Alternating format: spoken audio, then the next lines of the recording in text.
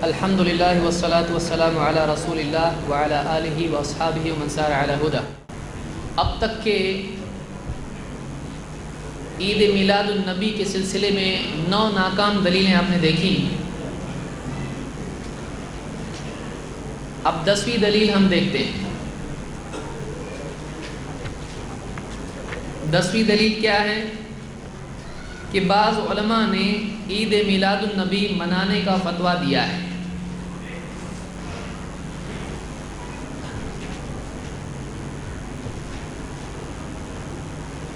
یہ بنیادی بات یاد رکھیں کہ علماء کی بات ماننا چاہیے،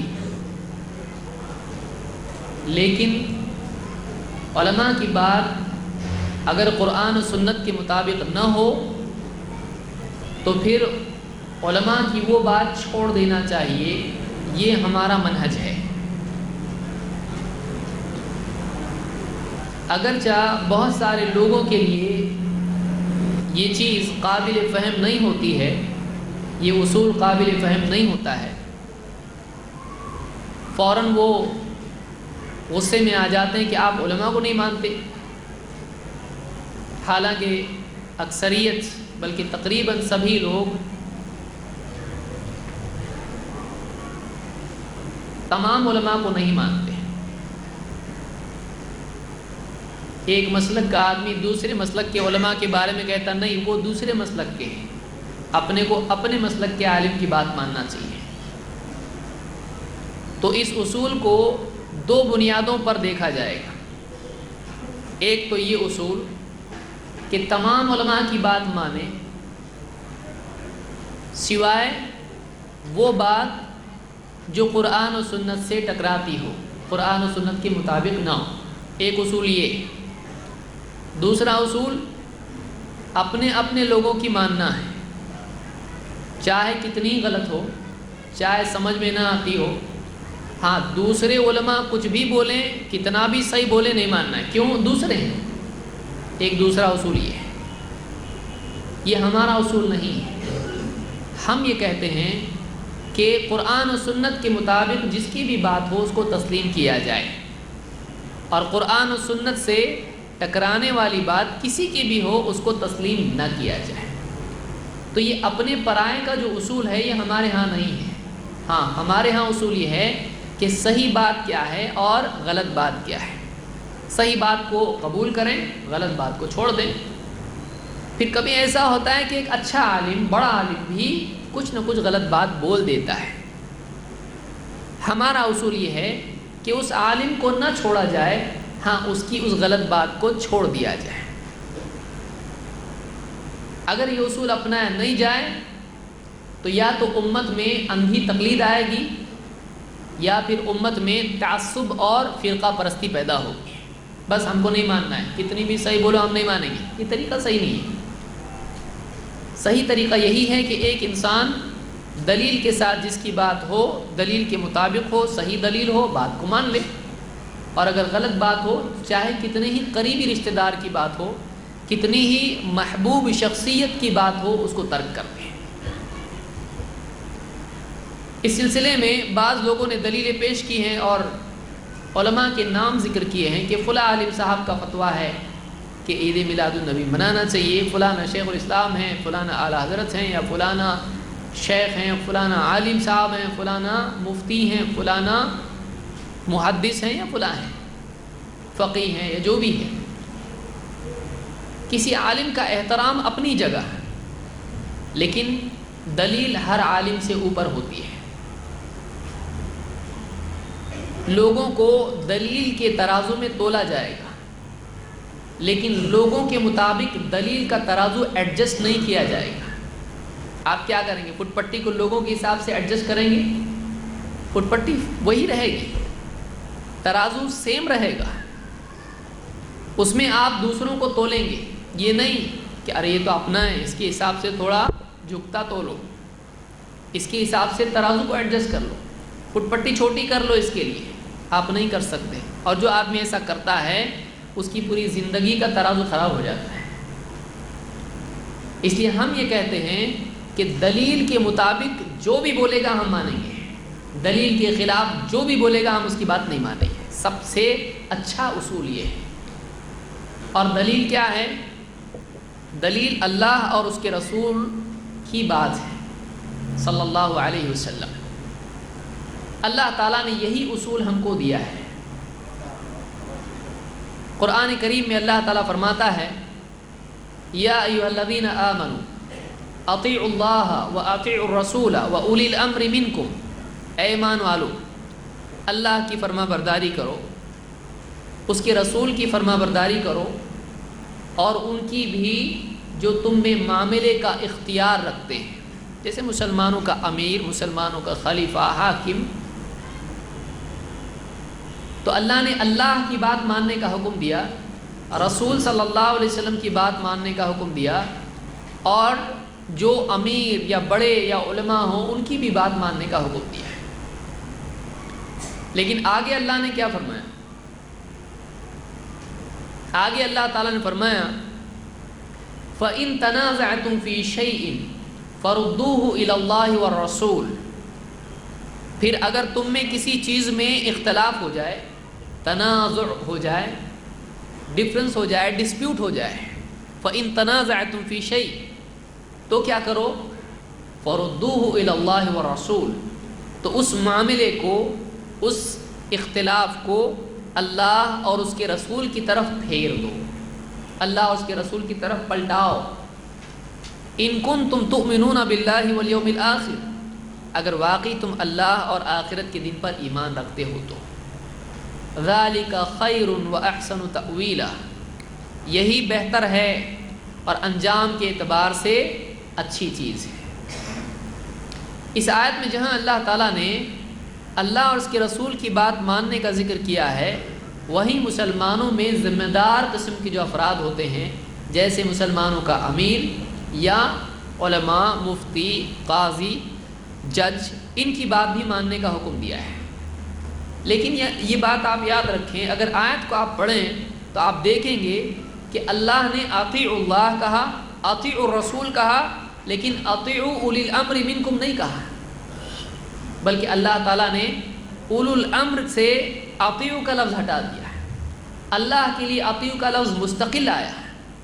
آپ آیت پر غور کریں، آپ کو سمجھ میں آئے گا. اللہ کے لیے اطیعوا کا لفظ الگ سے آیا ہے، رسول کے لیے اطیعوا کا لفظ دوبارہ دہرایا گیا، لیکن پھر اولو الامر کے لیے وَأُولِي الْأَمْرِ مِنْكُمْ، ان کے لیے پھر سے اطیعوا کا لفظ نہیں آیا. کیوں؟ علماء نے کہا وجہ اس کی ہے کہ اللہ کی بات ماننے کے لیے دلیل کی ضرورت نہیں ہے. یعنی اللہ سے ہم پوچھیں گے اللہ یہ تیرا حکم ہے تو اس کی دلیل کیا ہے؟ نہیں، اللہ کی بات خود دلیل ہے. رسول اللہ صلی اللہ علیہ وسلم کہیں کہ ایسا ایسا کرو تو ہم نہیں کہیں گے دلیل دو تو ہم مانیں گے، نہیں تو نہیں. رسول کی بات خود دلیل ہے، رسول بول دے کرنا پڑتا ہے. ہاں لیکن عالم کی بات خود دلیل نہیں ہوتی ہے. عالم دلیل کی بنیاد پر کہے تو مانی جاتی ہے بات، نہیں تو نہیں مانی جاتی ہے. کیوں؟ اس لیے کہ عالموں میں ایک عالم ایسا بھی بولتا ہے، دوسرا ویسا بھی بولتا ہے.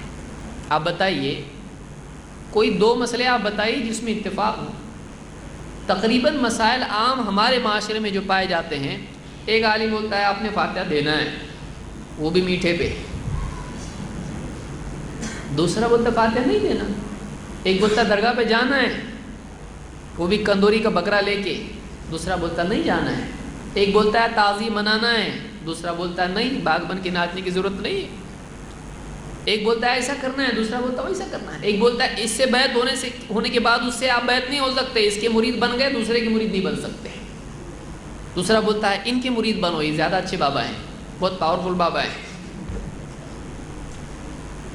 تو عالموں میں اختلاف ہوتا ہے. ایک عالم صاحب ایک بات بولتے ہیں، دوسری بات دوسرے عالم صاحب بولتے ہیں. اچھے علماء میں بھی اختلاف ہوتا ہے، برے علماء میں تو ہوتا ہی ہوتا ہے. اللہ ہے کہ دونوں کا فائدہ ایک ہو تو دونوں جمع ہو جاتے ہیں. فائدے کے لیے قاعدہ ایڈجسٹ کر سکتے ہیں. بہت سارے لوگوں کا یہ اصول ہوتا ہے کہ بہت سارے لوگوں کا اصول یہ ہوتا ہے کہ اگر کچھ وصول کرنا ہو تو اصول کو ایڈجسٹ کر سکتے ہیں. اہل حق کا یہ طریقہ نہیں ہوتا ہے، اہل باطل کا یہ طریقہ ہوتا ہے. عالموں میں اختلاف ہوتا ہے. اب ایک عالم صاحب بول رہے فاتحہ دو, دوسرے عالم صاحب بول رہے مت دو, تو بیچارہ بھی کرے گا کیا؟ یہ دے یا نہیں دے؟ تو فیصلہ تو اس نے کرنا ہے. کنڈے مناؤ, جھنڈے لگاؤ. اگر کوئی بولتا ہے, اب ایک بول رہا کرو, ایک بول رہا نہیں کرو, ہے نا معاشرے میں فرضی بات نہیں بول رہا. یہ بھی 8 سال مدرسے سے پڑھ کے نکلا ہے, وہ بھی نکلا ہے پڑھ کے, یہ بھی پگڑی باندھ رہا ہے, وہ بھی پگڑی باندھ رہا ہے, یہ بھی داڑھی والا, وہ بھی داڑھی والا ہے, اس کے پاس بھی ڈگری ہے, اس کے پاس بھی ڈگری ہے. تو اب اس کی مانیں گے کہ اس کی مانیں گے؟ آدمی پریشان ہو جائے گا. اور آپ ایک فرقہ کو ایسا بتائیے جس کے پاس عالم نہیں ہے, اور ہر فرقے کے عالم دوسروں کو کافر, مشرک, گمراہ بول رہے ہیں. تو پھر اگر عالم حق پہ ہے تو سارے عالم حق پہ, اس کو غلط بولنے والا بھی حق پہ, اس کو غلط بولنے والا بھی حق پہ, دونوں حق پہ نا, دونوں غلط. صحیح کیا ہے؟ اس لیے اللہ تعالیٰ نے قیامت تک کے اختلافات کے لیے ایک میزان ہم کو دی ہے. ٹھیک ہے, عالموں میں اختلاف ہو سکتا ہے, اور اچھے عالموں میں بھی انڈرسٹینڈنگ کے فرق کی وجہ سے, غور و فکر میں فرق کی وجہ سے, ایک مسئلے کو مختلف زاویوں سے دیکھنے کی وجہ سے اختلاف ہو سکتا ہے. اب حل کیسا کریں گے؟ حل کرنے کا طریقہ اللہ نے بتا دیا ہے. فَإِن تَنَازَعْتُمْ فِي شَيْءٍ, اگر تم میں کسی چیز میں آپس میں اختلاف ہو جائے, فَرُدُّوهُ إِلَى اللَّهِ وَالرَّسُولِ, تو اس اختلاف کو اللہ اور اس کے رسول کی طرف پھیرو فیصلے کے لیے. وہاں سے جس کے حق میں فیصلہ آئے, جس عالم کی, جس آدمی کی, عامی کی بات صحیح نکل آئے وہ صحیح, جو غلط وہ غلط. فیصلہ کہاں سے آئے گا؟ اللہ اور اس کے رسول کی طرف سے آئے گا. آپسی اختلاف میں اللہ اور اس کے رسول کا فیصلہ فیصل ہوگا, فائنل اتھارٹی ہوگا. عالم اگر خود دلیل ہوتا تو سیکنڈ لیول پر اس کو غائب نہیں کیا جاتا. سمجھ میں آ رہی بات؟ فرسٹ لیول پہ ہے اطیعوا اللہ واطیعوا الرسول واولی الامر منکم, مانو. ہر آدمی عالم نہیں ہوتا ہے تو عالم کی مان کے چلے گا, وہ ظاہر بات ہے. لیکن پھر ڈسپیوٹ ہو گیا, یہ کہ صحیح کہ یہ صحیح, یہ صحیح یا یہ صحیح, دو عالموں میں ڈسپیوٹ ہو رہا, کرے گا کیا؟ کس کی بات مانے؟ تو یہ ہمارے رشتہ دار ہیں تو ان کی مانیں گے, یہ فلاں ہمارے دوست ہیں, پڑوسی ہیں, ان کی مان. ایسا طریقہ ہے اسلام میں؟ اسلام ایسا نہیں ہے. اسلام میں اصول دیا گیا, جس عالم کی بات اللہ اور اس کے رسول کی بات کے مطابق ہے اس کو آپ مانو, چاہے وہ آپ کا دشمن ہو, اس سے جھگڑا ہوا آپ کا. اور اس عالم کی بات آپ نہیں مانو گے جس کی بات کتاب و سنت کے مطابق نہ ہو, چاہے وہ آپ کا قریبی ہو, اس کی بات آپ نہیں مانو گے. یہ اصول ہے اسلام کا. یہی بات اللہ تعالیٰ نے قرآن کریم میں بیان کی سورہ النساء آیت نمبر 59 میں. زیاد بن حدیر کہتے ہیں قال علی عمر, عمر رضی اللہ تعالیٰ نے مجھ سے کہا, هل تعرف ما يهدم الاسلام, تجھ کو پتہ ہے کیا چیز اسلام کو ڈھا دیتی ہے؟ اسلام کو کیا چیز ڈھاتی ہے, گرا دیتی ہے, ہدم کر دیتی ہے؟ انہوں نے کہا کہ قلت لا, میں نے کہا مجھ کو نہیں معلوم. قال يهدمه ذلة العالم یا ذلت العالم, کہ اسلام کو ڈھاتی ہے عالم کا, اس کی لغزش, اس کی غلطی, اس کا پاؤں پھسل جانا. عالم غلطی کرتا ہے, عالم کوئی نبی ہوتا ہے؟ عالم عالم ہوتا ہے, جتنا پڑھا اس اعتبار سے وہ سوچتا ہے. کیا سارے عالموں کے مارکس برابر ہوتے ہیں؟ آپ کو معلوم ہے سارے عالموں کے مارکس برابر نہیں ہوتے ہیں. کسی کو اگر 100 میں سے 90 مارکس مل گئے, 95 مارکس مل گئے, 95, وہ بھی عالم. اور اگر 40 یا 50 مل گئے تو وہ بھی عالم. 50 بھی ملے 100 میں سے تو یہ کتنا فیصد عالم ہے؟ تو 50 اس نے غلط جوابات دیا, تب بھی وہ کیا ہو رہا ہے؟ عالم. اور کسی نے 100 کے 100 صحیح جوابات دے دی, وہ بھی کیا ہو گیا؟ ڈگری تو سب کو مل رہی ہے. تو یہ فرق ہے نا علم میں ان کے. تو جس نے امتحان میں غلطی کیا, امتحان کے بعد غلطی نہیں کرے گا؟ سوچئے, جس نے امتحان میں جواب دینے میں غلطی کیا ہے, امتحان کے بعد غلطی نہیں کر سکتا ہے کیا؟ کر سکتا ہے. تو عالم غلطی کر سکتا ہے. تو عالم اگر غلطی کرے تو اس کو چھوڑ دینا ہے؟ نہیں, اس کی غلطی کو چھوڑ دینا ہے، اس کی غلطی کو چھوڑنا ہے۔ تو اگر آدمی عالم کی غلطی کو پکڑے رہے، اسی پر چلتا رہے، تو اس سے اسلام کا بہت بڑا نقصان ہوتا ہے۔ عمر رضی اللہ عنہ کہتے ہیں یہدمہ ذلۃ العالم وجدال المنافق بالکتاب، اور ایک منافق کا قرآن کے ذریعے سے لوگوں سے حجت بازی کرنا، دل میں تو ایمان نہیں ہے لیکن قرآن کو بہانہ بنا کر لوگوں سے حجت بازی کر رہا ہے، ابھی صحیح عقیدہ خود اس کا نہیں ہے، لیکن کیا کر رہا ہے، قرآن کو بہانہ بنا کر اپنی غلط باتوں کو قرآن سے صحیح ثابت کرنے کی کوشش کر رہا ہے، اس سے اسلام کو نقصان پہنچتا ہے۔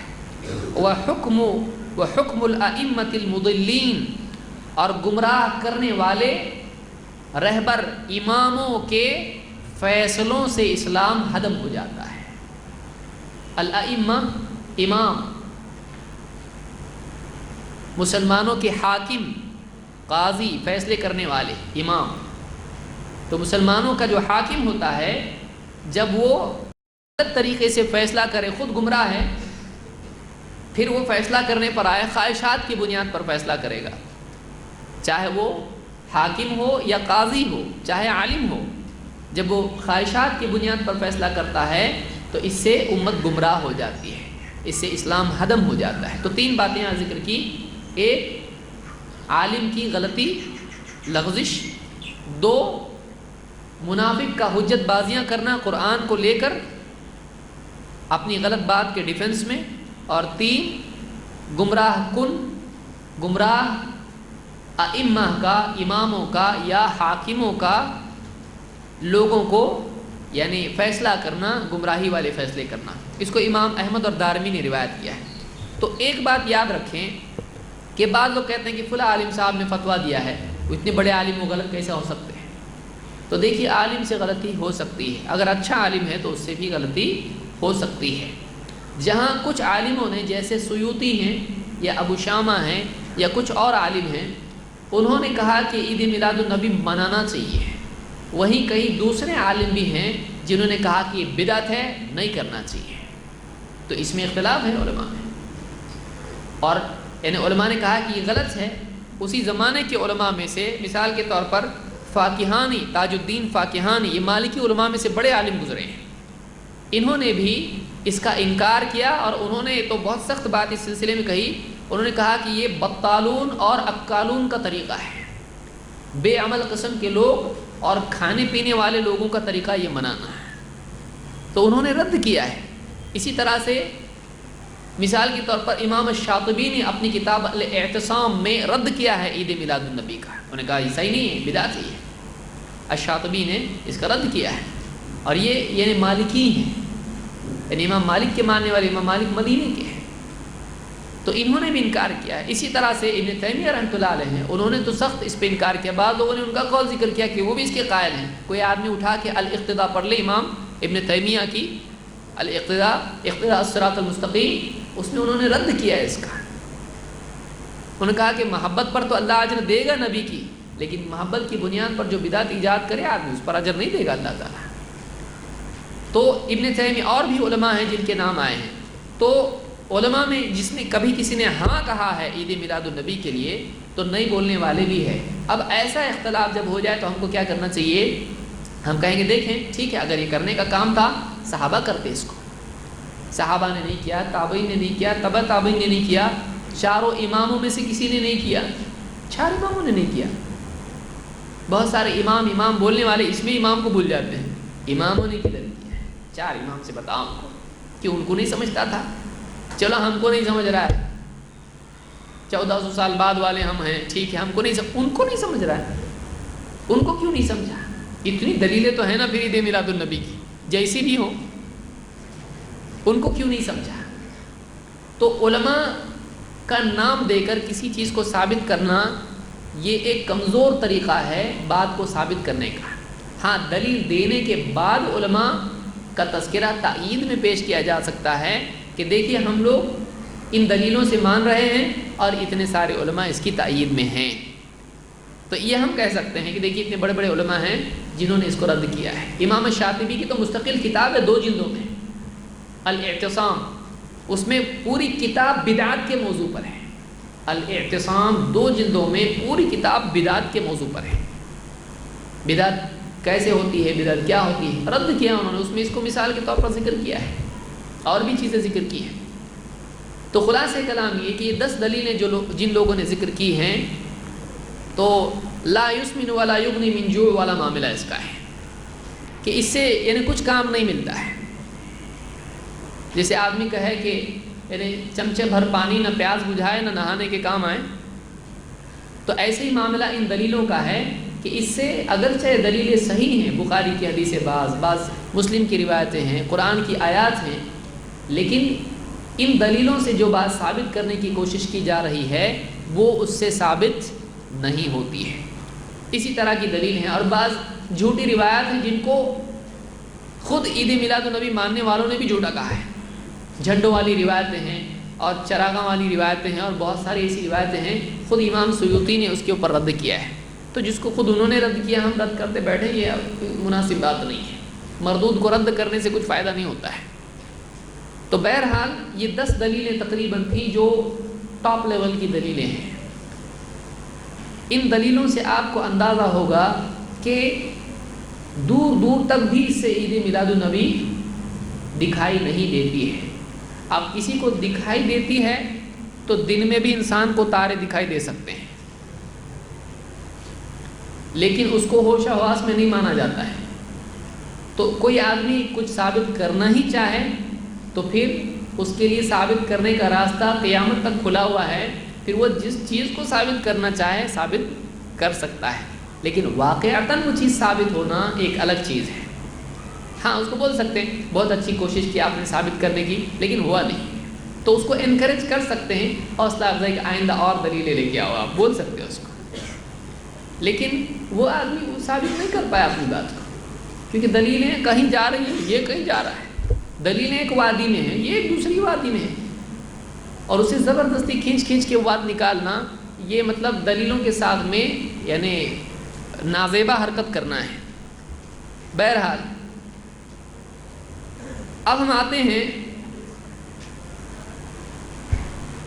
میلاد النبی میں جو خرافات پائی جاتی ہیں عام طور سے، ان خرافات کی طرف سب سے پہلی خرافت، سب سے پہلی برائی کیا ہے؟ نمازوں کا ضائع ہونا، اور خصوصاً کون سی نماز؟ عصر کی نماز۔ عام طور سے جلوس نکلتا ہے کون سے ٹائم پہ؟ بچے نہا دھو کے پورے ایک دم تیار ہو کے ٹرک با ٹرک، ٹرک در ٹرک، وَرَأَيْتَ النَّاسَ يَدْخُلُونَ فِي دِينِ اللَّهِ أَفْوَاجًا، تو بچے سب ٹرک بھر کے، اور ان کو تو بس بیچاروں کو گھر میں چیختے ہیں تو گھر کے والے بولتے ذرا باہر جا کے چیخو، انرجی اس کی تھک کے سو تو جائے گا کم سے کم، بھیج دیتے باہر ان کو، چلاؤ لگاؤ نعرے پورے، انرجی کو ڈائریکشن تو ملے گی کچھ، ان کی ڈائنامک ہو کے آئیں گے کچھ تو بچے وغیرہ نکلتے ہیں جلوس میں اور گاڑیاں بھر کے نعرے لگاتے ہیں، اور اس میں بڑے بھی شریک ہوتے ہیں، اور وہ جلوس اتنا کراؤڈڈ ہوتا ہے کہ اس میں نماز تو کیا اللہ بھی یاد آئے تو بہت بڑی بات ہے۔ تو کہاں جائے آدمی؟ کبھی بولتے بچے ہیں ساتھ میں، کہاں مسجد میں جاؤں، ان کو کہاں چھوڑوں؟ کسی کے پاس کچھ سامان ہوتا ہے، کوئی کیا، تو مسجد میں جانا بڑا مشکل ہوتا ہے۔ تو عام طور سے جو لوگ جلوس میں جاتے ہیں، کب ٹرک سے اتریں گے، کب مسجد میں جائیں گے، اتنی بھیڑ، وضو کریں گے، اور وہ ٹرک کہاں سے جا رہا، مسجد آ رہی نہیں آ رہی راستے میں، تو عصر کی نماز تو سمجھ لیجئے عام طور سے نہیں مل پاتی ہے۔ پھر مغرب اور معاملات دوسرے تو الگ ہیں، اور تھک کے جو آتے ہیں دین کا کام کر کے، تو فجر کی نماز تو سال بھر بھی ویسے نہیں ہے، آج تو نبی کا کام کر کے آئے، آج تو کنسیشن کم سے کم فجر کے لیے ملنا چاہیے، تو فجر کی نماز بھی غائب کر دیتے ہیں۔ آج تو حق سے چھوڑ سکتا ہوں فجر کی نماز، آج حق سے چھوڑ سکتا ہے، میں تو اتنا بڑا کام کر کے آیا ہوں، تو آج تو نہیں پڑھوں گا میں نماز۔ یہ حال عام طور سے مسلمانوں کا ہوتا ہے۔ اللہ تعالیٰ نے قرآن کریم میں فرمایا فَخَلَفَ مِن بَعْدِهِمْ خَلْفٌ أَضَاعُوا الصَّلَاةَ وَاتَّبَعُوا الشَّهَوَاتِ فَسَوْفَ يَلْقَوْنَ غَيًّا۔ نبیوں کے بعد کے دور کے بارے میں اللہ نے فرمایا کہ پھر ان نبیوں کے، نیک لوگوں کے بعد کچھ ایسے بد کردار لوگ آئے، خلف برے پیچھے رہنے والوں کو بولتے ہیں، خلف جو اچھوں کے بعد برے آتے ہیں ان کو خلف کہتے ہیں. فخلف من بعدهم خلف اضاعوا الصلاۃ، جنہوں نے پہلی برائی کیا کی؟ نماز کو ضائع کر دیا. واتبعوا الشہوات، اور خواہشات کی پیروی کی. فسوف یلقون غیا، تو ان قریب وہ غی پائیں گے. غی کے معنی خسارہ اور گمراہی کے ہیں. غی تو یہ گھاٹے میں جانے والے ہیں. کون؟ جو نمازوں کو ضائع کر کے اپنی خواہشات کو پورا کرتے ہیں. اور آپ دیکھیں گے کہ نمازوں میں خصوصاً اللہ تعالیٰ نے ذکر کیا ہے حافظوا علی الصلوات والصلاۃ الوسطیٰ. حافظوا علی الصلوات، نمازوں کا اہتمام کرو، نمازوں کا خیال رکھو. والصلاۃ الوسطیٰ، اور خصوصاً بیچ کی نماز. کون سی؟ عصر کی نماز. خصوصاً عصر کی نماز کا خیال رکھو. وقوموا للہ قانتین، اور اللہ کے آگے فرما بردار بنے کھڑے رہو. تو اللہ نے خاص طور سے عصر کی نماز کا حکم دیا ہے، کیونکہ عصر کی نماز کے ضائع ہونے کے بہت امکانات ہوتے ہیں، اور نبی کا نام لیتے لیتے نبی کا عمل ضائع کر دیا جاتا ہے. اب بتائیے، اللہ کے رسول صلی اللہ علیہ وسلم، آخری وقت ہے، آپ کھڑے نہیں ہو پاتے ہیں، لیکن آپ صلی اللہ علیہ وسلم 3 آدمیوں کے سہارے سے ان کے کندھوں پہ ہاتھ رکھ کے مسجد میں آ رہے ہیں، اور آپ کے پاؤں زمین پر گھسٹ رہے ہیں، پھر بھی آپ مسجد میں آ کے نماز پڑھ رہے ہیں. آخری وقت ہے، آپ صلی اللہ علیہ وسلم کی زبان سے کلمات نکل رہے ہیں، الصلاۃ الصلاۃ وما ملکت ایمانکم.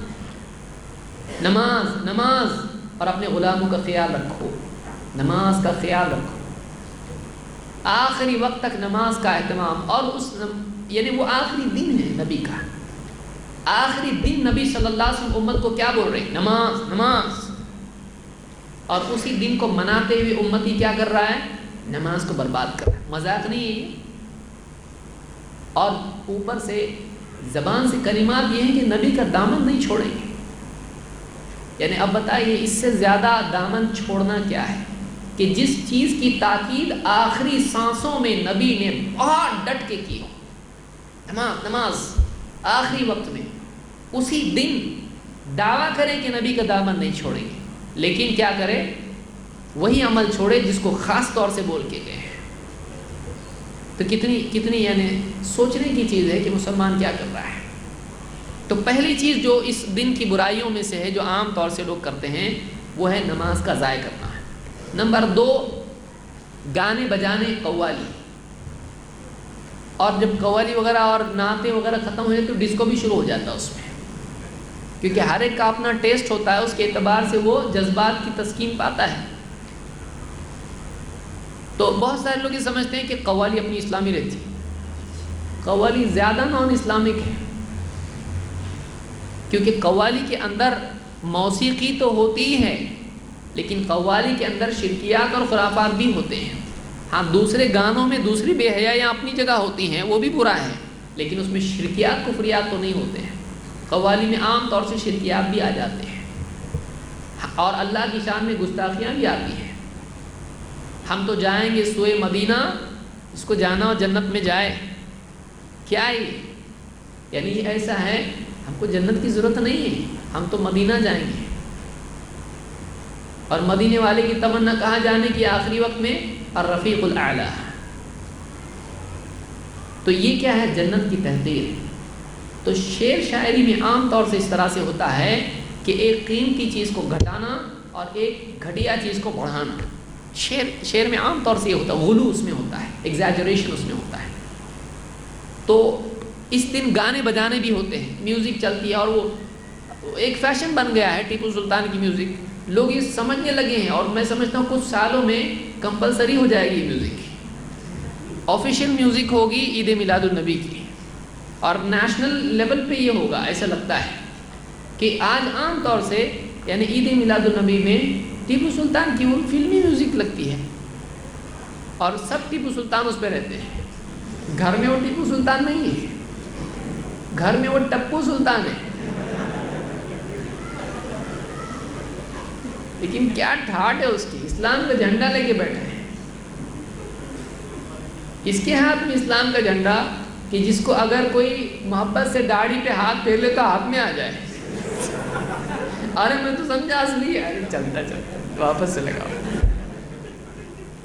یہ اسلام کا سپاہی یہ اسلام کا دائی کیا ہے؟ نقلی نقلی سب، جھنڈا نقلی، جبہ کرائے کا، گاگل نانا کا، چاچا کا، دوست کا، جوتے کسی کے لے لیے، موزے کسی کے لے لیے، امامہ باندھنے نہیں آ رہا تھا، کسی نے رحم کر کے باندھ دیا، کھولا تو مصیبت، واپس باندھنے کو ڈھونڈ رہا ہو، اس کو کدھر گیا ہو، باندھنے نہیں آتا۔ یہ ہمارا اسلام کا یہ دائی ہے، اسلام کا جھنڈا اس کے ہاتھ میں دیے۔ آپ سوچئے یعنی کیا مسلمانوں کا حال ہے، اور میوزک چل رہی ہے اور اس کے اوپر پورا کارواں جا رہا ہے، کہاں جا رہا معلوم نہیں ہے اس کو، کہاں جا رہی امت۔ اللہ کے نبی صلی اللہ علیہ وسلم فرماتے ہیں صوتان ملعونان فی الدنیا والآخرہ، دو آوازیں ہیں دنیا اور آخرت میں، دونوں پر لعنت ہے، دونوں پر لعنت ہے۔ کون سی؟ مزمار عند نعمت ورنت عند مصیبت، خوشی کے وقت میں میوزک، موسیقی، اور غم کے وقت میں رنہ یعنی غم کے وقت میں ماتم کرنا۔ تو ماتم کی آواز پر بھی لعنت ہے، محرم میں ماتم ہے، اور میوزک ہے، عام طور سے سال بھر ہمارے یہاں رہتی ہے، چاہے وہ درگاہ کا عرس ہو، چاہے عید کا دن ہو، یا پھر کچھ بھی ہو، ہمارے یہاں آج موسیقی آ گئی ہے، اور یعنی 3 بجے سے شروع ہو جاتا ہے، اور آج کل تو اتنے بڑے بڑے، وہ کہاں سے آگے معلوم نہیں، اتنے بڑے کہ آدمی کوئی ہارٹ کا پیشنٹ وہاں سے جائے تو گارنٹی نہیں ہے اس کی پاس ہوگا کہ نہیں ہوگا، پاس ہو جائے گا۔ کیا ہے وہ، مطلب دن اتنا زور زور سے، طبی تب میڈیکلی بھی آپ ڈاکٹرز کو پوچھیں کتنا اچھا ہے وہ انسان کے لیے، کتنا ڈینجر ہے وہ، اتنی میوزک لگتی ہے اس کو، اس کے بغیر اس کو چلتا نہیں ہے۔ اور اذان کی آواز آتی ہے تو حرکت پیدا نہیں ہوتی اس کے اندر، مؤذن چلا چلا کے تھک گیا ہے، لیکن ذرا میوزک لگی بستی میں کہیں، فوراً یہ پروانے کی طرح جیسی چونٹیاں مچھر جمع ہو جاتے ہیں، فوراً یہ بھی برابر میوزک کی جگہ پہ آ جاتا ہے، ناچنا شروع کرتا ہے۔ اور اذان مؤذن سالوں سے دے رہا ہے اور سنتا ہے، معلوم ہے یہ اذان نماز کے لیے ہے، کبھی اٹھ کے مسجد کے لیے آنے کے لیے اس میں طاقت ہے نہیں ہے۔ شرافت کی بہت انتہا کیا ہوتی ہے، ارے بند کرو ناچنے کا بند کرو، ابھی نماز کا ٹائم، اذان ہو رہی ہے، اذان ہو رہی، بند کیے، تھوڑی دیر سب اسی طرح سے انتظار میں، ہاں ہوئی نا، پھر چالو کرو، پھر ناچنا شروع کرو۔ کیا ہے؟ ان کو بولنا چاہیے بہت بہت شکریہ آپ کا، آپ نے جو تھوڑی دیر تو کم سے کم، ورنہ آپ کی آواز کے نیچے اذان کی آواز بھی دب جاتی، لیکن آپ نے سوچا نہیں کہ وہ اذان آپ کے لیے بھی تھی، آپ کے لیے بھی تھی۔ یہ حال مسلمانوں کا ہے۔ تو دوسری چیز جو ہے برائی، یہ میوزک ہے، یہ بازار کی روایت ہے۔ اسی طرح سے تیسری چیز یہ ہے کہ جوان بچیوں کو اس دن گاڑیوں میں بھر کے لے جاتے ہیں، کچھ چھوٹی بچیاں ہوتی ہیں، کچھ بچیاں بڑی بھی ہوتی ہیں۔ اب بڑی چھوٹی کا کوئی ایسا اسکیل تو ہے نہیں، ماں کو سمجھنا چاہیے کہ میری بچی کو باہر نہیں بھیجنا چاہیے، اجنبی لوگ ہیں، اتنی بھیڑ ہوگی، لڑکے ہیں، کیسے، اچھے بھی لوگ اس میں ہوتے ہیں بیچارے، غلطی سے آ جاتے ہیں، اور برے لوگ بھی ہوتے ہیں جن کے لیے آج ہی کا دن جو اصل دن ہے۔ اور بچیاں پردہ ہے نہیں ہے، دوپٹے کہاں جا رہے ہیں، کہاں بچی جا رہی ہے، بھیڑ میں، اتنی بھیڑ میں دھکا بکی سب اس کے اندر بچیوں کو بھیج دیتے ہیں، یہ سمجھتے ہیں کہ ہم نے اسلام پر بہت بڑا احسان کر دیا، ہم نے اسلام کے لیے کچھ کر دیا۔ یہ جائز نہیں ہے، اپنے بچوں کی حفاظت کرنا چاہیے، اپنی بچیوں کی حفاظت کرنا چاہیے۔ خواتین بھی آ کے بے پردہ کنارے کھڑی ہو جاتی ہیں کہ اسلام کا جلوس جا رہا ہے، کہ اسلام کا جنازہ جا رہا ہے۔ سوچیے، اسلام کا جلوس جا رہا ہے، یہ جنازہ جا رہا ہے اسلام کا۔ اپنے گھروں سے جھانکتی ہیں عورتیں اور سب دیکھتے ہیں، اور یہاں نوجوان بھی کہتے ہیں ان کو بھی کلمہ پڑھائیں گے، ارے اوپر دیکھو، ارے نیچے دیکھو، ارے پہلی کھڑکی میں دیکھو، نعرے لگاتے ہیں۔ شرم آنا چاہیے۔ مسلمان بچیاں کبھی ہوتی ہیں، خواتین ہوتی ہیں، کبھی غیر مسلم ہوتے ہیں، پولیس آ جائے اگر اس میں تو ایک دم جوش اسلام کا زندہ ہو جاتا ہے، ان کو بھی کلمہ پڑھائیں گے۔ اچھا، گھر میں جا کے پہلے خود کلمہ پڑھانے نہیں آتا ہے اس کو، ان کو کلمہ پڑھانے چلا ہے، ایک ہی دن کلمہ پڑھانا ہے،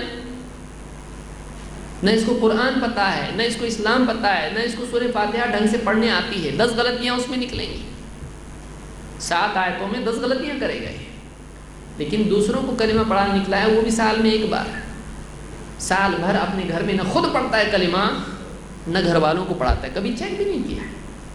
یہ آج ہمارا امت کا حال ہے، یہ امت کے زوال کی علامت ہے، یہ تنزل کی علامت ہے کہ خیالی چیزوں کو امت عمل کا بدل بنا لیتی ہے، دعووں کو، چیخ پکار کو، کھیل تماشے کو دین کا بدل بنا دیتی ہے۔ یہ زوال کی علامت ہے، امت کے زوال کی علامت ہے۔ اور زوال کے دور میں اگلی سٹیپ کی بجائے پچھلی سٹیپ کریکٹ کرنی پڑتی ہے، حال کو درست کرنا پڑتا ہے۔ تو تیسری چیز جو ہے بے پردگی اس دن ہوتی ہے۔ اللہ تعالیٰ نے فرمایا وَقَرْنَ فِي بُيُوتِكُنَّ وَلَا تَبَرَّجْنَ تَبَرُّجَ الْجَاهِلِيَّةِ الْأُولَى، اللہ نے نبی صلی اللہ علیہ وسلم کی بیویوں سے کہا وَقَرْنَ فِي بُيُوتِكُنَّ، اپنے گھروں میں بیٹھی رہیو، وَلَا تَبَرَّجْنَ تَبَرُّجَ الْجَاهِلِيَّةِ الْأُولَى، پچھلی ماضی کی جاہلیت میں جو بے پردگی ہوا کرتی تھی تم ویسا بلا پردہ اپنی زینت کا اظہار نہ کرنا۔ امت کی ماں ہے، نبی کی بیوی کون ہوتی ہے؟ نبی کی بیوی محمد صلی اللہ علیہ وسلم کی بیویاں ہم سب کی کیا ہیں؟ ماں ہیں۔ ان کو کہا جا رہا ہے گھر میں بیٹھے رہو، پردے سے رہو، اپنی زینت کا اظہار لوگوں پہ مت کرو۔ آپ بتائیے جن کے بارے میں یعنی امت کا عقیدہ ہے کہ امت کی ماں ہے، ان سے کہا جا رہا ہے، باقی خواتین کو کتنا پردے کا لحاظ کرنا چاہیے، کتنا لحاظ کرنا چاہیے۔ لیکن آج دیکھیے، چاہے وہ یہ عید ہو یا عید میلاد النبی جس کو مناتے ہیں لوگ وہ ہو، یا کچھ بھی ہو، یا نکاح ہو، آج بے پردگی مسلمانوں میں کتنی عام ہے۔ اور خاص طور سے بعض علاقوں میں جہالت کی وجہ سے بچیاں جب بڑی ہو جاتی ہیں تو خصوصی طور پر نکاح سے پہلے ان کو پردہ نہیں کرایا جاتا ہے، تاکہ کم سے کم ہماری بچی کو رشتہ تو آئے۔ اس کو پردے میں رکھ کے کرنا کیا ہے؟ دینے لینے کی بچی ہے، دیکھنا چاہیے، لوگ دیکھیں گے کیسے اس کو ہماری بچی نکاح کے لائق ہو گئی ہے۔ بہت شرم کی بات ہے۔ مسلمانوں کو چاہیے کہ وہ اپنی زندگی کے معاملات میں ازواج مطہرات کو دیکھیں، اس دور کی مسلم خواتین کو دیکھیں۔ ترقی یہ نہیں ہے کہ ہم دوسری قوموں کے رہن سہن کو اور دوسری قوموں کے رواج کو، عادات و اطوار کو اپنائیں۔ ترقی یہ ہے کہ ہم ہمارے سلف جن کے لیے اللہ تعالیٰ نے جنت کا وعدہ کر رکھا ہے، رضی اللہ عنہم ورضوا عنہ، ان کی زندگی کو دیکھ کے جئیں، ان کے اصول و آداب، ان کا رہن سہن اپنائیں، اس معاشرے کو اپنے معاشرے میں لانے کی کوشش کریں جو نبی صلی اللہ علیہ وسلم کا معاشرہ ہے، نہ کہ آج کی مغربی تہذیب جس کو پیشاب پاخانے کا طریقہ بھی معلوم نہیں ہے، جس کو کچھ بھی معلوم نہیں ہے۔ ٹیکنالوجی زندگی گزارنے کے طریقے کا نام نہیں ہے، ویسے ہی جیسے سواری منزل کا نام نہیں ہے، منزل کے لیے ذریعہ وسیلہ ہے، وہ منزل کا نقشہ بھی نہیں ہے اور وہ منزل بھی نہیں ہے۔ دوسری قوموں کو دیکھ کے ہم کو نہیں چلنا ہے۔ تو بے پردگی اس دن عام ہوتی ہے اور یہ بہت شرم کی بات ہے۔ 4 جھوٹے نعرے اور دعوے اس دن عام ہوتے ہیں۔ اللہ تعالیٰ نے فرمایا یا ایھا الذین آمنوا لم تقولون ما لا تفعلون، اے ایمان والو تم وہ کیوں کہتے ہو جو کرتے نہیں ہو، تم وہ کیوں کہتے ہو جو کرتے نہیں ہو۔ کبر مقتا عند اللہ ان تقولوا ما لا تفعلون، اللہ کے نزدیک یہ چیز بڑی گھناؤنی ہے، بڑی قابل نفرت ہے۔ مقتا، کبر مقتا عند اللہ، اللہ کے نزدیک یہ چیز بڑی قابل نفرت ہے کہ تم وہ کہنے لگو جو تم کرتے نہیں ہو۔ یعنی تم وہ دعوے کیوں کرتے ہو جو پریکٹیکلی تم کر نہیں پاتے، بڑے بڑے دعوے کرتے ہو، نبی کا دامن نہیں چھوڑیں گے اور نماز چھوڑ رہے ہیں اور حلال و حرام کی تمیز چھوڑ رہے ہیں، نگاہوں کی حفاظت چھوڑ رہے ہیں اور دین کی کتنی چیزیں چھوڑ رہے ہیں، لیکن سب چھوڑنے کے بعد یہ کہتے ہیں نبی کا دامن نہیں چھوڑیں گے۔ تو زبان سے جو کلمات آدمی کہہ رہا ہے واقعی پریکٹیکلی اس پر کتنا عمل کر رہا ہے؟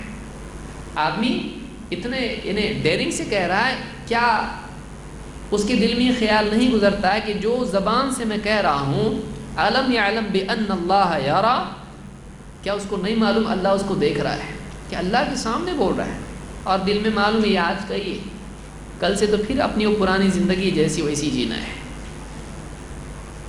تو جھوٹے دعوے اللہ کو پسند نہیں ہے، بڑے بڑے نعرے لگانا، بڑے بڑے دعوے کرنا اللہ کو پسند نہیں ہے۔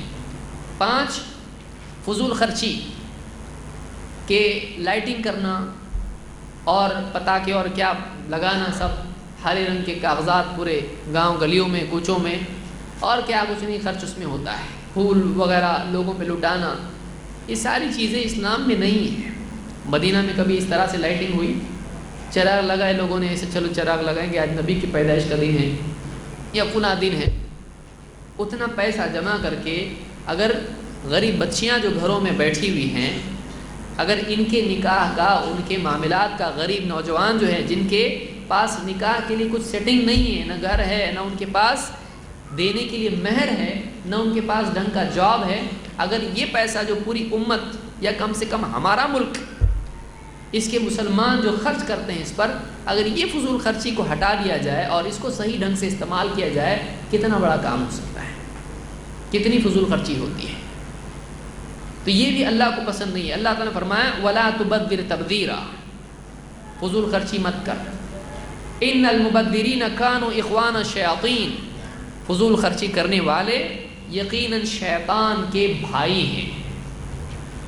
کس کے بھائی ہیں؟ شیطان کے۔ وَكَانَ الشَّيْطَانُ لِرَبِّهِ كَفُورًا، اور شیطان اپنے رب کا بڑا ہی ناشکرا ہے، شیطان اپنے رب کا بڑا ناشکرا ہے۔ تو فضول خرچی کرنا بھی اسلام میں جائز نہیں ہے کہ ایک آدمی یعنی ایسی چیزوں میں، لائٹنگ میں اور اس طرح کی چیزوں میں خرچ کرے، یہ صحیح نہیں ہے، یہ صحیح نہیں ہے۔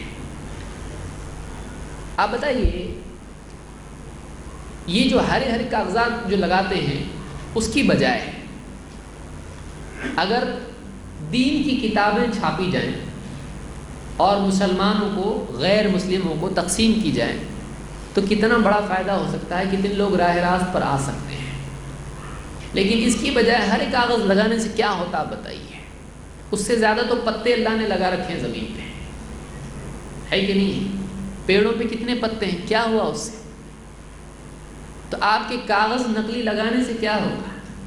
اس سے کس کا کیا فائدہ؟ اب کوئی اس کے کامن سینس بھی آدمی کو نہیں، اس کا اچیومنٹ کیا ہے؟ ہر ایک کاغذ بس اسلام زندہ باد، اس سے ملا کیا آپ کو؟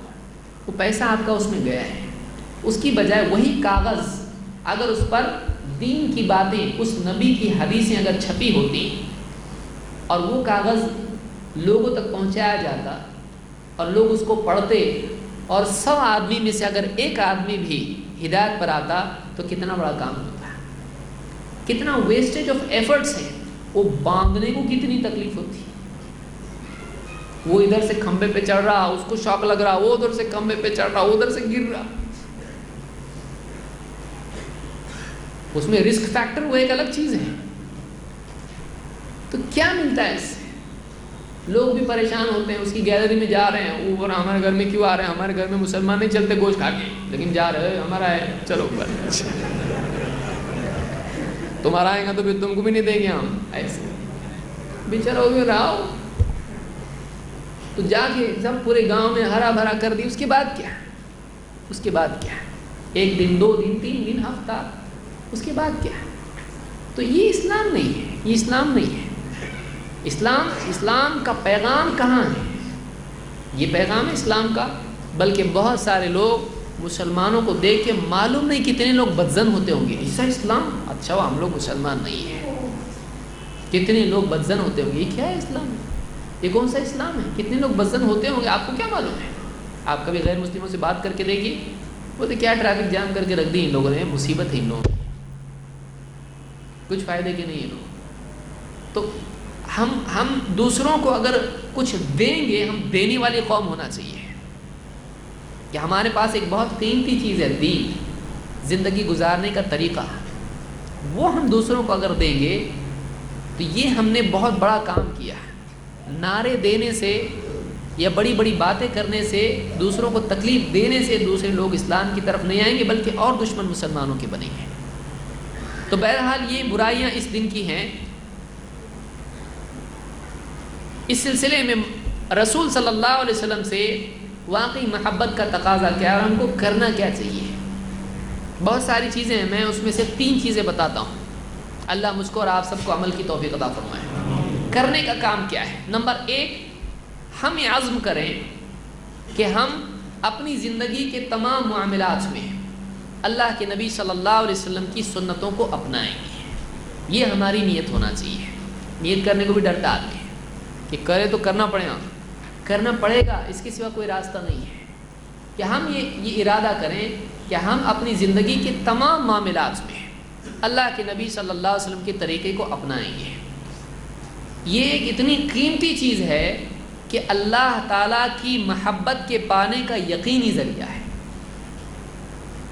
اللہ تعالیٰ قرآن کریم میں فرماتا ہے، قل، اے نبی آپ کہیے، ان کنتم تحبون اللہ فاتبعونی یحببکم اللہ. اے نبی آپ کہیے کہ اگر تم اللہ سے محبت کرتے ہو تو میری اتباع کرو، میری پیروی کرو، فالو کرو مجھ کو.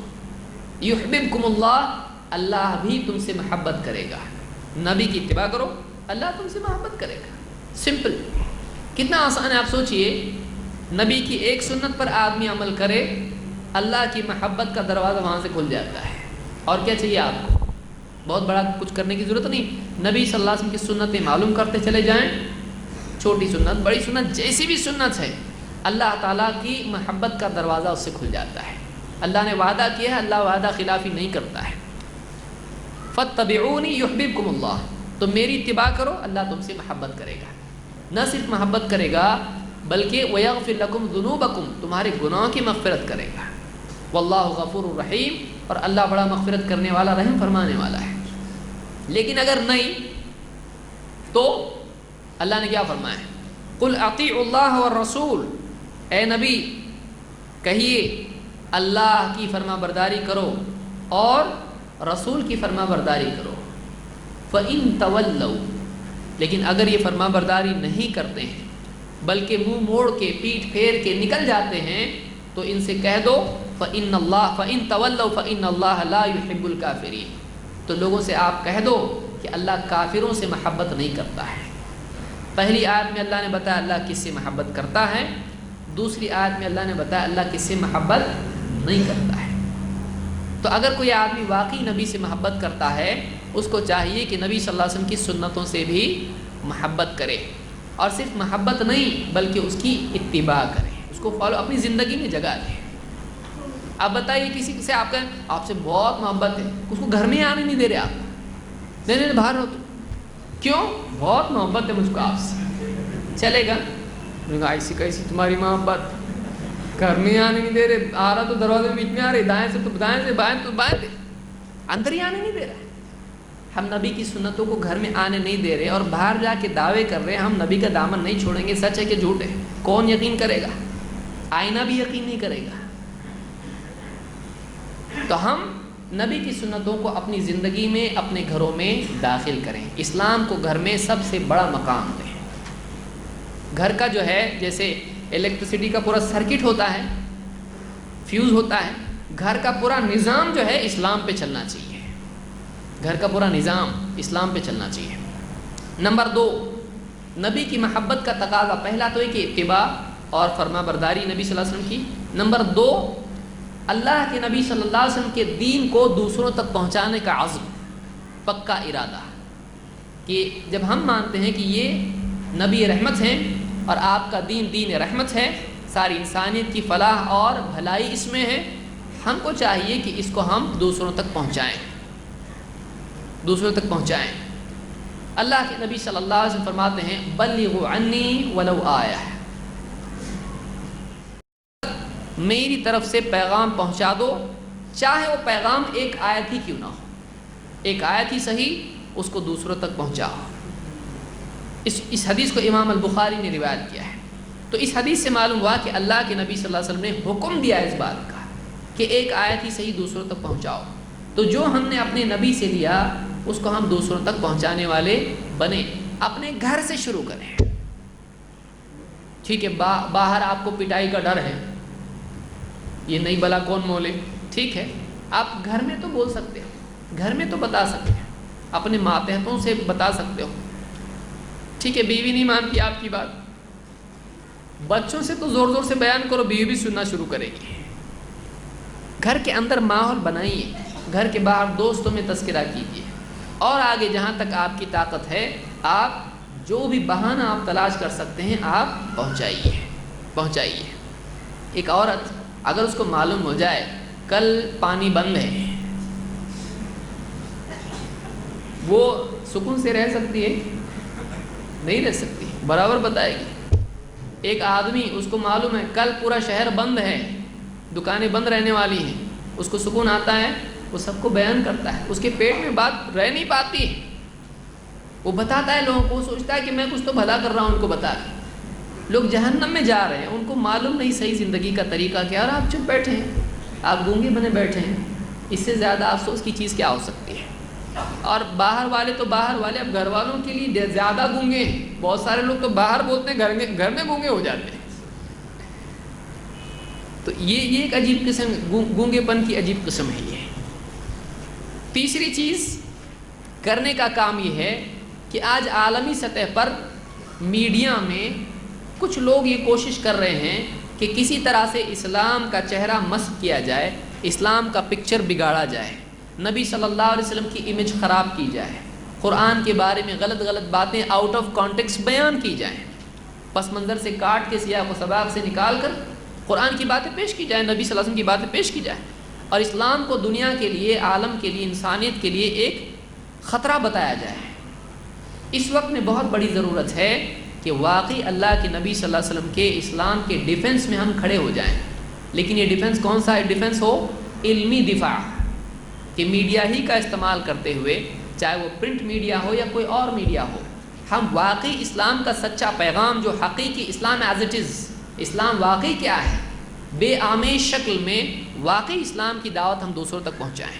آج اس کی ضرورت ہے، آج اس بات کی ضرورت. آپ پہ کوئی الزام لگا دے چور ہے، آپ بیٹھیں گے مجلس میں، جانے دو بابا ذکر کرتے بیٹھتا میں، کریں گے آپ؟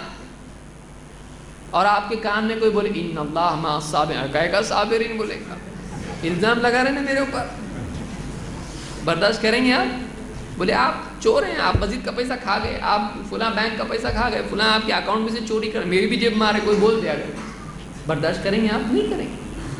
اپنے نبی پر تہمتیں لگ رہی ہوں، اللہ کے بارے میں غلط باتیں کہی جا رہی ہوں، قرآن کے بارے میں غلط بات کہی جا رہی ہے، ہم کھا رہے پی رہے موج منا رہے، اور آپ بتائیے کچھ بھی ہم کو حرکت ہمارے دلوں میں نہیں پیدا ہوتی، فکر نہیں، نیند آ رہی ہم کو، وہ بھی اتنی نیند آ رہی کہ فجر کی نماز بھی جاری ہے. اب بتائیے اس سے زیادہ ہم کیا اسلام کے ساتھ برا کر سکتے ہیں، کیا ہم ناقدری کر سکتے ہیں اسلام کی؟ اس وقت ضرورت ہے کہ ہم علم حاصل کریں اسلام کا، اور اپنے دائرے میں، آپ کو نہیں بول رہے ہم چاند پہ جا کے دعوت دعا، اپنے دائرے میں جہاں تک ہو سکتا ہے پرامن طریقے سے، حکمت اور سوجھ بوجھ کے ساتھ میں آپ اسلام کا پیغام دوسروں تک پہنچاؤ. ارے اسلام ایسا نہیں، ایسا ہے. اب ایسا بتانے کے لیے پہلے اپنے کوئی معلوم نہیں تو دوسروں کو کیا بتائیں گے؟ تو اللہ تعالیٰ فرماتا ہے فالذین آمنوا بہ، تو جو لوگ اس نبی پر ایمان لے آئیں، وعزروہ، اور اس نبی کا دفاع کریں، اس نبی کو سپورٹ کریں، اس کو ڈیفینڈ کریں، ونصروہ، اور اس نبی کی مدد کریں، واتبعوا النور الذی انزل معہ، اور اس نور کی اتباع کریں جو اس نبی کے ساتھ نازل ہوا ہے، یعنی وحی، قرآن و سنت. اولئک هم المفلحون، یہی لوگ ہیں جو کامیاب ہونے والے ہیں. کامیابی کا فارمولہ اللہ نے یہاں پر دیا ہے، کیا ہے آخر میں دیکھ لیجیے. آخری بات، جو لوگ ایمان لائے اس نبی پر، ایک ایمان لے آئے ہیں، نبی کی بات جو بھی ہے سمجھ میں آئے نہیں آئے، ہمارے نبی نے بتایا ہم مانتے، چاہے ہم کو لوگ بیوقوف پاگل کہیں، پچھڑے ہوئے کہیں، ان پڑھ کہیں، جاہل کہیں، ہمارے نبی نے جو بولا ہم مانتے ہیں، بس ختم. نمبر ایک. دو، وعزروہ، اس نبی پر جو تہمتیں لوگ لگا رہے ہیں ہم صفائی دیں اس کی. ہمارے نبی آج ہمارے سامنے نہیں ہے تو اب کس کو صفائی دینی پڑے گی؟ ہم کو دینی پڑے گی. نہیں، ہمارے نبی ایسے نہیں تھے، ہمارے نبی ٹیررسٹ نہیں تھے، ہمارے نبی امن والے نبی تھے، رحمت للعالمین تھے. ہمارا کام ہے بتانا. ہمارے باپ دادا کو کوئی برا بولے سن کے لیں گے، صفائی دینے لگے، ایسا نہیں تھا، ایسا تھا، میں تھا وہاں پہ. اور نبی کو کوئی برا بول رہا، ہم صفائی نہیں دے رہے، اپنے گھروں میں کھا پی کے خوش ہیں، سو رہے ہیں. اور زیادہ سے زیادہ کچھ کریں گے تو جلوس نکال کے 2 دن کا جلوس، اور اس کے بعد ٹھنڈے پھر سو جائیں گے. یہ کوئی طریقہ ہے؟ زندگی بھر نبی صلی اللہ علیہ وسلم کے پیغام کو پہنچانا یہ واقعی کام ہے کرنے کا، ڈیڈیکیشن کے ساتھ میں ٹارگٹ بنا کے۔ تو اس نبی کے اوپر ایمان لائیں، اس نبی کا دفاع کریں، ڈیفنس کریں، اور وَنَصَرُوهُ اس نبی کی مدد کریں، اس نبی کے کاز میں اس کو سپورٹ کریں، اور وَاتَّبَعُوا النُّورَ الَّذِي أُنزِلَ مَعَهُ اور اس نور کی اتباع کریں جو اس نبی کے ساتھ نازل ہوا ہے، قرآن و سنت کی اتباع کریں، اس کو فالو کریں۔ تو اللہ نے فرمایا اولئک ھم المفلحون، یہ لوگ ہیں جو کامیاب ہونے والے ہیں۔ جس کو کامیاب ہونا ہے وہ نبی پر ایمان لائے، نبی کا دفاع کرے، نبی کی مدد کرے، اور نبی پر نازل ہونے والے نور کی اتباع کرے۔ یہ آدمی ہے جو واقعی فلاح پانے والا ہے، کامیاب ہونے والا ہے۔ خالی نعرے لگانے سے آدمی کی انرجی ویسٹ ہو جاتی ہے اور کچھ ملتا نہیں ہے، نہ دنیا میں نہ آخرت میں۔ اللہ تعالی ہم سب کو سمجھ عطا فرمائیں اور قرآن و سنت کا علم حاصل کر کے اس کی دعوت دینے اور اس پر عمل کرنے کی توفیق عطا فرمائیں۔